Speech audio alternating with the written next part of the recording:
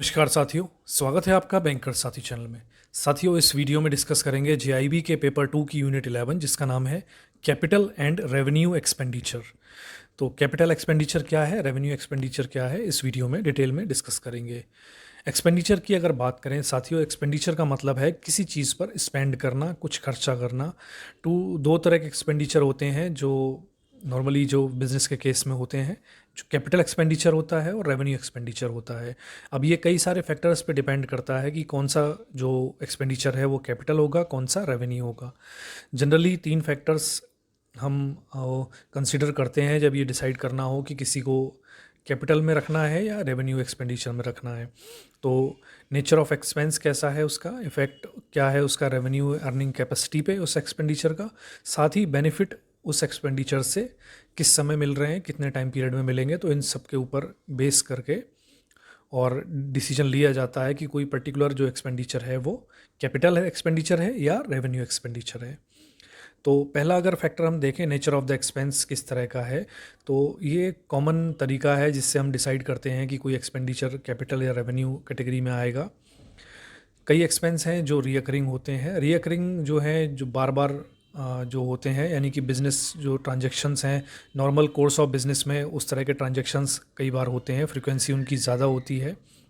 तो रियकरिंग एक्सपेंडिचर जो है, recurring expenditure is one which occurs frequently. For example purchase of raw material, purchase of salary, rent, telephone charges. तो ये सभी जो है वो रेवेन्यू एक्सपेंडिचर में आते हैं। अब रियकरिंग एक्सपेंस का मतलब हो गया कि जो हम एक्सपेंस बार बार नॉर्मल जो कोर्स ऑफ बिज़नेस है उसमें बार बार हो रहे हैं। जैसे सैलरी है तो सैलरी हर महीने दी जाएगी एम्प्लॉयज़ को, तो वो बार बार खर्चा होगा। रॉ मटेरियल परचेज़ करना है तो रॉ मटेरियल जब भी ख़त्म होगा परचेज़ किया जाएगा, फिर ख़त्म होगा फिर परचेज़ किया जाएगा। तो ये भी कई बार रियकरिंग एक्सपेंसेस हैं। तो इसमें जो एक्सपेंस होंगे, इस तरह के जो एक्सपेंस होंगे, या बिजली का बिल जमा करना, टेलीफोन का बिल जमा करना, तो वो सब रियकरिंग एक्सपेंडिचर में आएंगे और ये सभी जो है वो रेवेन्यू एक्सपेंस होंगे।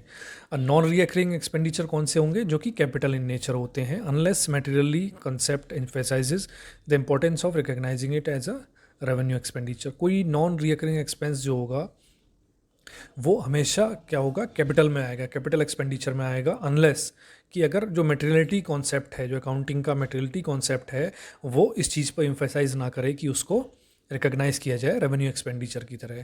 तो अदरवाइज़ जो नॉन रिकरिंग एक्सपेंस जो होंगे वो सारे के सारे किस में आएंगे? कैपिटल एक्सपेंस की कैटेगरी में आएंगे।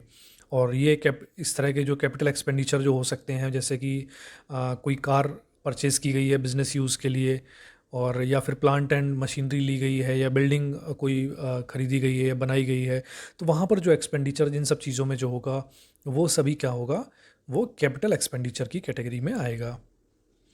नेक्स्ट है हमारा effect on the revenue earning capacity. तो इससे भी हम पता लगा सकते हैं कि हम उस पर्टिकुलर एक्सपेंडिचर को रेवेन्यू में रखेंगे या कैपिटल एक्सपेंडिचर में रखेंगे।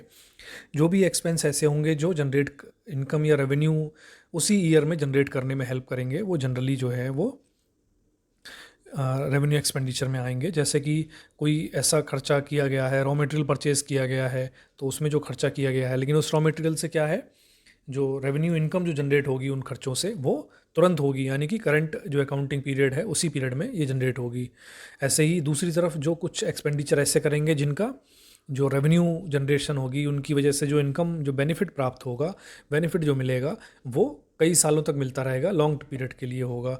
जैसे कि कोई मशीन परचेज़ की गई, तो वो मशीन ऐसा तो नहीं है, या कोई बिल्डिंग बनवाई गई और फैक्ट्री की बिल्डिंग बनी, तो उसका जो भी खर्चा होगा या उसका जो जो खर्चा उस पे हुआ है उससे जो बेनिफिट होगा, यानी कि मशीन जो परचेज़ की है, तो मशीन ऐसा तो नहीं है एक साल चलेगी, मशीन कई सालों तक चलेगी और लगातार प्रोडक्शन करती रहेगी। बिल्डिंग जो बनी है उसकी वजह से कैपेसिटी बढ़ेगी, तो वो भी क्या, मतलब लॉन्ग पीरियड ऑफ टाइम तक वो चलेंगी, तब तक वो बेनिफिट देंगी। तो इस तरह के जो एक्सपेंडिचर हैं जो रेवेन्यू जनरेट करने में हेल्प करेंगे लॉन्ग पीरियड ऑफ टाइम, वो कैपिटल की कैटेगरी में आएंगे, कैपिटल एक्सपेंडिचर की कैटेगरी में आएंगे।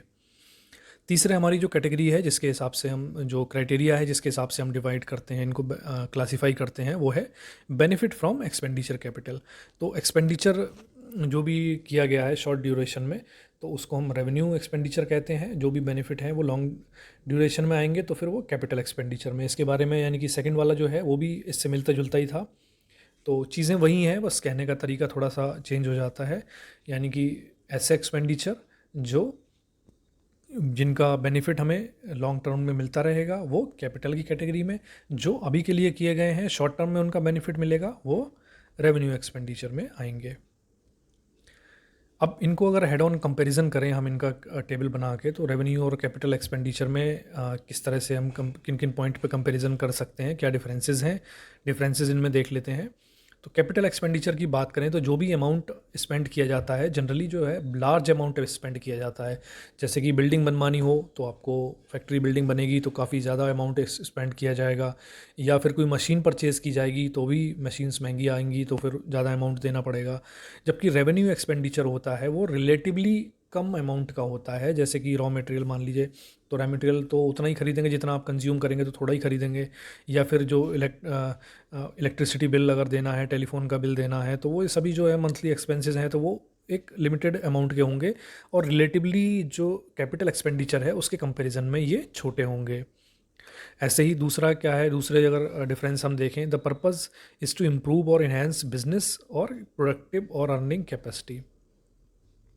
तो जो बड़े एक्सपेंडिचर जो होते हैं यानी कि कैपिटल एक्सपेंडिचर होते हैं, उनका जो पर्पज़ जनरली क्या होता है कि ओवरऑल जो बिज़नेस है उसकी ग्रोथ या फिर उसकी कैपेसिटी इन्हेंस करना, या जो बिज़नेस करने का तरीका है उसको इम्प्रूव करना, क्वालिटी इम्प्रूव करना, इस तरह की जो, क्योंकि अगर मशीन कोई नई लेके आएंगे लगाएंगे तो उसमें बड़ा खर्चा होगा, और जो खर्चा होगा वो क्या करेगा, उसकी वजह से कैपेसिटी बढ़ जाएगी। और फैक्ट्री बिल्डिंग अगर बनेगी नई तो फिर ज़्यादा लोग काम कर पाएंगे, ज़्यादा मशीन्स वहाँ पर लग पाएंगी, तो वहाँ से भी प्रोडक्शन बढ़ जाएगा। तो इस तरह के जो एक्सपेंडिचर होंगे जिनसे जो बिज़नेस की कैपेसिटी, अर्निंग कैपेसिटी, प्रोडक्शन वगैरह बढ़ जाता है, इन्हेंस हो जाता है, वो जनरली जो है वो कैपिटल एक्सपेंडिचर होते हैं। रेवेन्यू एक्सपेंडिचर में जो भी बेनिफिट होंगे वो शॉर्ट ड्यूरेशन के लिए होंगे, इनसे जनरली कोई भी प्रोडक्शन पे या कैपेसिटी पे इन्हेंसमेंट में नहीं होता है, कोई इस तरह का बड़ा फ़ायदा नहीं होता है। जो कैपिटल एक्सपेंडिचर के जो बेनिफिट होते हैं वो लॉन्ग ड्यूरेशन में नज़र आते हैं, ज़्यादा टाइम तक वो चलते हैं। और जो रेवेन्यू एक्सपेंडिचर के बेनिफिट हैं वो शॉर्ट टर्म के लिए हैं। रेवेन्यू जो है, जो शॉर्ट टर्म की जो खर्चा है, नीड्स हैं, उनके लिए पूरा करने के लिए रेवेन्यू एक्सपेंडिचर है। कैपिटल एक्सपेंडिचर जो है वो जनरली नॉन रिकरिंग होता है, यानी कि बार बार खर्च नहीं करना पड़ेगा। जैसे कि मशीन है, वो ऐसा तो नहीं हर महीने मशीन खरीदनी है या हर महीने आपको बिल्डिंग बनवानी है, तो ऐसा नहीं होगा। जबकि रेवेन्यू एक्सपेंडिचर जो होगा वो बार बार आपको खर्चा करना पड़ेगा, बार बार रॉ मटेरियल परचेज़ करना या सैलरी देना, या फिर जो मंथली जो एक्सपेंसेस हैं, टेलीफोन का बिल है, बिजली का बिल है, ये सारे जो हैं ये रिकरिंग एक्सपेंसेस हैं और ये रेवेन्यू एक्सपेंडिचर में आते हैं। ऐसे ही जो कैपिटल एक्सपेंडिचर हैं उन्हें कहाँ दिखाना होता है, उन्हें बैलेंस शीट में दिखाना होता है। कैपिटल एक्सपेंडिचर जो भी होते हैं जनरली क्या है, कैपिटल एक्सपेंडिचर जो है हमारे फिक्स एसेट बनाते हैं, फिक्स एसेट का पार्ट हो जाते हैं, और उन्हें कहाँ दिखाना होता है, हमें बैलेंस शीट में जो ऑर्गेनाइजेशन है वो शो करती हैं। जबकि जो रेवेन्यू एक्सपेंडिचर होते हैं, रेवेन्यू एक्सपेंडिचर जनरली कहाँ शो किए जाते हैं, वो जो प्रॉफिट एंड लॉस अकाउंट है वहाँ पर शो किए जाते हैं, ऑपरेटिंग एक्सपेंस या एडमिनिस्ट्रेटिव एक्सपेंस के रूप में।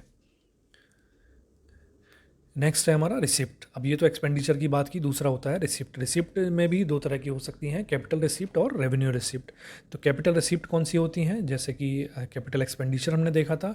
कैपिटल रिसिप्ट जो होती हैं are from the issue of equity preference shares, यानी कि जो इक्विटी वगैरह अगर नई इशू की गई है उसकी वजह से जो इक्विटी आई है शेयर होल्डर्स की, या कैपिटल इंस्ट्रूमेंट कोई सेल किया गया है, कोई फिक्स एसेट डिस्पोज किया गया है, मान लीजिए कोई बिल्डिंग थी वो बेच दी, काम में नहीं आ रही थी वो बेच दी, उससे जो पैसा आया, या कोई लॉन्ग टर्म कोई ग्रांट गवर्नमेंट की तरफ से कोई पैसा मिल गया लॉन्ग टर्म के लिए, तो इस तरह की, या फिर बिल्डिंग कोई कैपिटल एसेट जो है वो बेचा है, डिस्पोज किया है, तो इस तरह से जो पैसा आएगा वो जनरली कैपिटल रिसिप्ट में आएगा।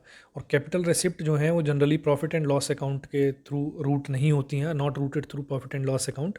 हालांकि उन्हें हमें कहाँ शो करना होता है, प्रॉफिट एंड लॉस अकाउंट में रिकॉर्ड करना होता है। जनरली इस तरह के जो खर्चे होते हैं, जब कोई बड़ा, क्योंकि ये रिकरिंग तो है नहीं, बार बार जो इस तरह की जो इनकम होगी वो कभी एक बार होगी, साल 2 साल में, 5 साल में एक बार कभी ऐसा होगा कि आप कोई मशीन बेच रहे हैं, कोई गवर्नमेंट की तरफ से ग्रांट मिली है, हमेशा तो ऐसा होगा नहीं।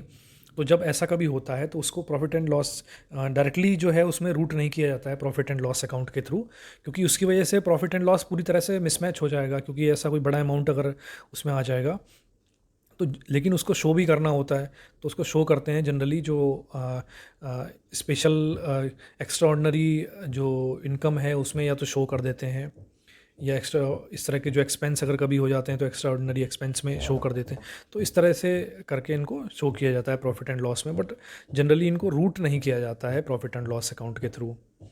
ऐसे ही हमारे जो रेवेन्यू रिसिप्ट हैं, तो रेवेन्यू रिसिप्ट जो डे टू डे और ऑपरेशन के थ्रू जो रिसिप्ट होते हैं, इसमें कोई फर्दर ऑब्लिगेशन ऐसा नहीं होता उनको, या फिर कोई एक्शन, कोई स्पेशल एक्शन कोई परफॉर्म नहीं करना होता है। और रेवेन्यू रिसिप्ट जो है वो rooted through profit and loss account, profit और लॉस अकाउंट के थ्रू जो है वो रूट किए जाते हैं, जो रेवेन्यू के रिसिप्ट होते हैं। तो साथियों, इस वीडियो में इतना ही था। आई होप कि आपको ये कॉन्सेप्ट क्लियर हुए होंगे कैपिटल और रेवेन्यू एक्सपेंडिचर के और रिसिप्ट के। आई होप कि आपको वीडियो पसंद आया होगा। पसंद आया तो इसे लाइक करें, साथ ही शेयर करें हमारे सभी बैंकर साथियों के साथ जो JIB एग्ज़ाम देने जा रहे हैं। मिलते हैं साथियों नेक्स्ट वीडियो में। Thank you.